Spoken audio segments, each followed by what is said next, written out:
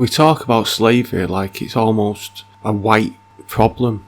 Nearly every country in the world participated in the slave trade, and a lot of them took far more slaves than the United States. Of the 12.5 million African slaves sent to the New World, only 388,000, or about 3%, ended up in the US. When the British Empire abolished slavery in 1833, their biggest concern was their slave owners. A growing anti-slavery movement in the empire had pushed them to do the humane thing and let the slaves go free, but they were still terrified about how their slave owners would react, so they paid them off. The British government spent 20 million reimbursing slavers for the loss of their slaves. That was a huge amount of money. It was about 40% of their treasury's annual income, and the country had to go 15 million in debt to pay for it. They didn't finish paying off that debt until 2015, meaning that, in a sense, British taxes were going towards paying off slave owners for 182 years. The slaves didn't see a penny of that 20 million though. Most ended up staying on the same plantations they'd been on their whole lives, working for wages so low that life wasn't much better than before. We don't often talk about the Brazilian slave trade, but it was bigger than any other in North or South America. Only 3% of the African slaves went to the United States, but 32%, 4 million of them went to Brazil. Slavery stayed legal in Brazil for longer than any other country in the Americas. It was so strong that, after the US Civil War, Confederate slave owners who were unwilling to give up owning people moved to Brazil to keep their slave trade alive. In the end though, the British Empire pressured them into giving them up. It wasn't until Brazilians fought alongside their African slaves in the Paraguayan War that they started to see them as human beings. They started freeing their own slaves before the state forced them to do it. When slavery was finally abolished in 1888, most of the slaves had already been set free. Britain forced Zanzibar to abolish slavery in under an hour.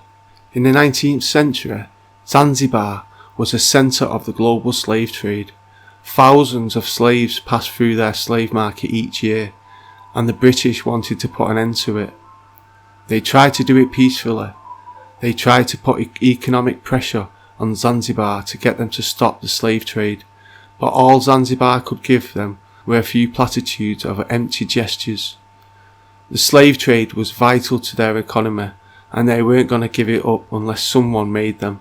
So in 1896, a British fleet set itself up outside the Sultan's palace and just bombarded it senselessly with everything they had. After 45 minutes of destruction, the Sultan surrendered and slavery in Zanzibar came to an end. It was the shortest war in history. Over 500 people died on the Zanzibar side. On the British side, only one person was wounded. Africans weren't the only people being kidnapped and sold into slavery. Between the 16th and 19th centuries, hundreds of thousands of Europeans were captured by Barbary pirates and sold as slaves in North Africa and to the Ottoman Empire. The Barbary pirates would raid the coast of Europe and capture anyone they could. Then they would drag them off to the Algiers, where they would be sold as slaves. The Ottoman Empire refused to stop until the United States and Europe forced them. The US had to go to war with the Barbary states twice, in 1801 and 1815, before they left them alone, while the British, Dutch and French fought the Algiers off for nearly 100 years before the Ottoman Empire in 1890 finally signed an agreement to stop taking white slaves. Cuba ignored Spain's orders to abolish slavery for 75 years.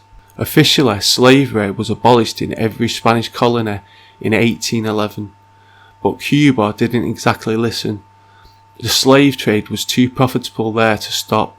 They deliberately ignored the Spanish order to keep on selling slaves for another 75 years.